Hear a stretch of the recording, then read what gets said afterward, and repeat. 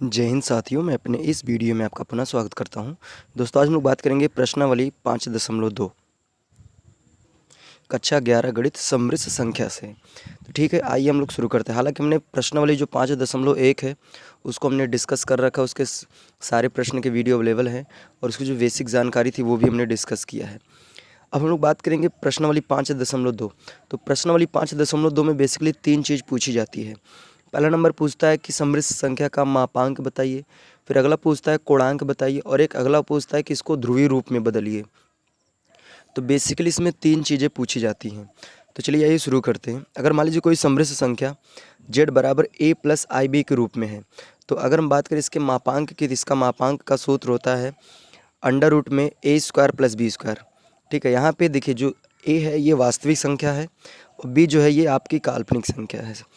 अगर आप यहाँ पे हम बात करें कोणांक की, तो कोणांक का सूत्र होता है tan थीटा बराबर मॉड b अपॉन ए। देखिए यहाँ पे मॉड में ये मॉड बेसिकली ये बताना चाहता है कि अगर इसके अंदर कोई वैल्यू माइनस में भी होगी तो वो बाहर प्लस में ही आएगी। ठीक है, अब यहाँ पे थोड़ा सी एक चीज़ समझ लेते हैं। जो कोणांक होता है ना, वो सवालों के हिसाब से बदलता रहता है। जैसे कुछ सवालों का कोणांक अलग रहेगा, हालांकि सबका लगभग अलग ही हो जाता है। तो यहाँ पे थोड़ा सा आपको बता दूँ, यहाँ पे आर्गट तल क्या चीज़ होता है। जैसे आपने पढ़ा होगा कक्षा 9-10 में निर्देशांक ज्यामिति करके चैप्टर, तो उसमें एक्स एच वाई एच करके होता है। तो इधर वाले को धनात्मक एक्स एच, इधर वाले को ऋणात्मक एक्स एच, इधर वाले को धनात्मक वाई एच, इधर वाले को ऋणात्मक वाई एच। और हम बात करते हैं जैसे पहले चतुर्थांश की बात करें, तो पहले चतुर्थांश में दोनों निर्देशांक प्लस प्लस होते हैं। दूसरे चतुर्थांश में पहला माइनस दूसरा प्लस, तीसरे में दोनों माइनस और चौथे में पहला प्लस दूसरा क्या होता है, माइनस होता है। तो यहाँ पे अगर मान लीजिए, ये भी सवाल पे पता चलेगा कि कैसे हम प्रथम चतुर्थांश द्वितीय चतुर्थांश कैसे डिसाइड करेंगे। तो यहाँ पे अगर मान लीजिए फर्स्ट क्वाड्रेंट में आ रहा है तो उसका कोणांक सीधा सीधा जो आएगा थीटा वही होगा। अगर सेकंड में है तो उसका कोणांक हो जाएगा पाई माइनस थीटा। तृतीय चतुर्थांश में है तो उसका कोणांक हो जाएगा माइनस पाई प्लस थीटा। और चौथे चतुर्थांश में तो उसका कोणांक जो होगा वो हो जाएगा माइनस थीटा। अब ये कैसे है ये समझ में भी नहीं आ रहा होगा, जब हम सवाल करेंगे तो अच्छे से हम लोग क्लियर होंगे। अब लगे हाथ और भी समझ लेते हैं। जैसे समृद्ध संख्या, नहीं समृद्ध संख्या का जो ध्रुवीय रूप होता है वो किस तरीके से होता है। तो ये होता है जेड बराबर आर ब्रैकेट में कॉस थीटा प्लस आई साइन थीटा। यहाँ पे बेसिकली 2 चीज़ आपको ज्ञात करना होता है, एक आर और एक थीटा, यानी मापांक और कोणांक पता करना होता है। तो मापांक पता करने के लिए सूत्र ये वाला है, कोणांक पता करने के लिए सूत्र ये है। ठीक है, तो उम्मीद करूँगा इतनी बेसिक बातें थी जो 5.2 के लिए इम्पोर्टेंट था वो आप क्लियरली समझ पाए होंगे। अब चलिए आइए हम लोग शुरू करते हैं प्रश्न। तो इसमें लिखा है प्रश्न 1 से 2, यानी प्रश्न 1 और 2 जो है इसमें बेसिकली मापांक और कोणांक को बताने के लिए बोल रहा है। तो यहाँ पे चलिए अगर इस सवाल का हम सॉल्यूशन करें, तो अगर हम z बराबर a प्लस आई बी से अगर तुलना करें, तो यहाँ से a की जगह कौन है, माइनस का 1, और b की जगह कौन है, तो b की जगह यहाँ पे देखिए i की गुणम कौन है, b, तो यहाँ पे अंडर रूट का 3 और इसके आगे माइनस है तो यहाँ पे माइनस ले लेंगे। तो a बराबर 1 और b बराबर क्या हो जाएगा, माइनस का अंडर रूट 3। अब हमें क्या करना है, इसका मापांक बताना है।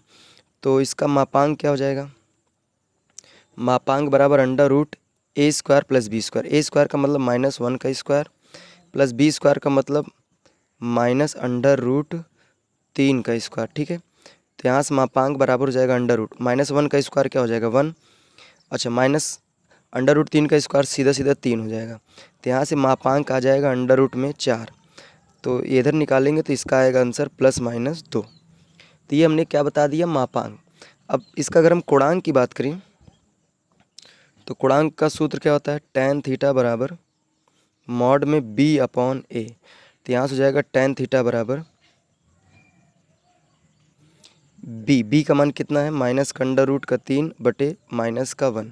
तो ये माइनस से माइनस कैंसिल, अंडर रूट 3 बटे 1 का मतलब अंडर रूट 3 ही होगा।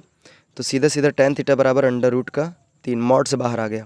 अब ये देखना है कि tan में अंडर रूट 3 किसका मान, तो ये बेसिकली tan 60 डिग्री का होता है। तो यहाँ लिखेंगे tan 60 का मतलब होता है π/3। तो यहाँ tan से tan कैंसिल हो जाएगा, तो थीटा बराबर आपका फाइनली π/3। तो ये थीटा आया है। अब हमको ये देखना है कि ये जो सवाल है ये किस चतुर्थांश में जा रहा है। तो यहाँ पे आप देख पा रहे हैं कि a का भी मान -1 है और b का भी मान माइनस में है। तो ठीक है, तो यहाँ पे पहला भी माइनस दूसरा भी माइनस, तो अगर दोनों माइनस में तो आपने भी देखा कि तीसरे चतुर्थांश में जाएगा। और तीसरे चतुर्थांश का जो गुणांक होता है, तीसरे चतुर्थांश का गुणांक वो कैसे लिखते हैं हम लोग उसको, अभी मैंने दिखाया था आपको, वो होता है माइनस पाई प्लस थीटा। ठीक है, तो यहाँ से लिखेंगे माइनस पाई प्लस थीटा की जगह रखेंगे पाई बाई 3, तो 3 के इधर गुणा कर देंगे। ठीक है, 3 के इधर गुणा करेंगे तो जाएगा माइनस का 3 पाई प्लस पाई, यानी घटेगा तो सीधा सीधा गुणांक आपका आ जाएगा, इधर साइड में लिख देते हैं, तो गुणांक इसका आपका आ जाएगा माइनस का 3 पाई प्लस पाई बटे 3, तो इसको घटाएंगे तो जाएगा माइनस का 2 पाई बटे 3, तो ये फाइनली आपका आ जाएगा गुणांक। तो उम्मीद करूँगा ये प्रश्न आपको समझ में आ गया होगा। अब आइए हम लोग बात करेंगे दूसरे वाले प्रश्न में। इसमें देखिए यहाँ पे लिखा है, अगर हम z बराबर a प्लस आई बी से अगर हम तुलना कर दें तो a की जगह तो हो जाएगा माइनस का √3 और b की जगह यहाँ पे आई गुणम कोई नहीं है तो हम 1 मान लेंगे। ठीक है, तो इतनी बातें आपको ध्यान देनी है। तो अब यहाँ से पहला नंबर हम निकालेंगे इसका मापांक। तो मापांक का सूत्र क्या होता है, मापांक बराबर होता है √ में a² + b²। तो यहाँ से मापांक बराबर हो जाएगा a का मान कितना है √3, अच्छा माइनस में इसका स्क्वायर करिए प्लस इसका मान 1 का स्क्वायर, तो फाइनली इसका भी मापांक आपका आएगा 2 ही आएगा, क्योंकि माइनस √3 का स्क्वायर 3 हो जाएगा, 1 का स्क्वायर 1, तो यानी सीधा सीधा इसका मापांक निकालेंगे तो यह आएगा +-2। ठीक है, क्योंकि 4 का वर्गमूल क्या होगा 2। अब हमें क्या करना है, इसका गुणांक पता करना है। तो यहाँ से गुणांक हो जाएगा tan थीटा बराबर मॉड में b/a, तो यहाँ से हो जाएगा tan थीटा बराबर b का मान कितना है, तो b का मान 1 है और इसका मान माइनस का √3। तो मॉड का मतलब है तो क्योंकि इसके अंदर कोई चीज़ माइनस होती है तो वो भी क्या आती है प्लस में, तो tan थीटा बराबर हो जाएगा 1/√3। 1/√3 tan 30 अंश का मान होता है, तो यहाँ से हो जाएगा tan थीटा बराबर tan 30 का मतलब होता है π/6, तो ये कैंसिल हो जाएगा, थीटा बराबर आ जाएगा π/6। तो ये आपका बेसिकली गुणांक नहीं है। अब यहाँ पे आपको ये देखना है कि ये किस चतुर्थांश में है। तो यहाँ पे देख रहे हैं कि पहला वाला माइनस है, दूसरा वाला क्या है प्लस है, तो पहला माइनस हो दूसरा प्लस हो, तो आपने देखा भी स्टार्टिंग में कि वो दूसरे चतुर्थांश में जाता है, और यहाँ पे लिखेंगे कि यह क्या है दूसरे चतुर्थांश में है। इसलिए अगर हम इसके गुणांक की बात करें तो इसका गुणांक क्या हो जाएगा, दूसरे चतुर्थांश में होने की वजह से इसका गुणांक आप लिखेंगे पाई माइनस थीटा।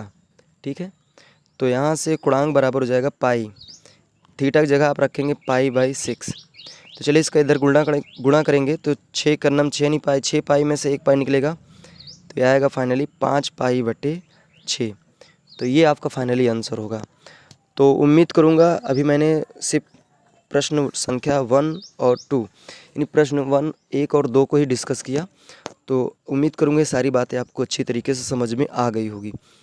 अब बाकी जो और भी प्रश्न हैं उनको हम लोग नेक्स्ट वीडियो में समझेंगे। अब हमें दीजिए इजाज़त, इसी तरह मिलेंगे अगली वीडियो में, तब तक के लिए जय हिंद, वंदे मातरम।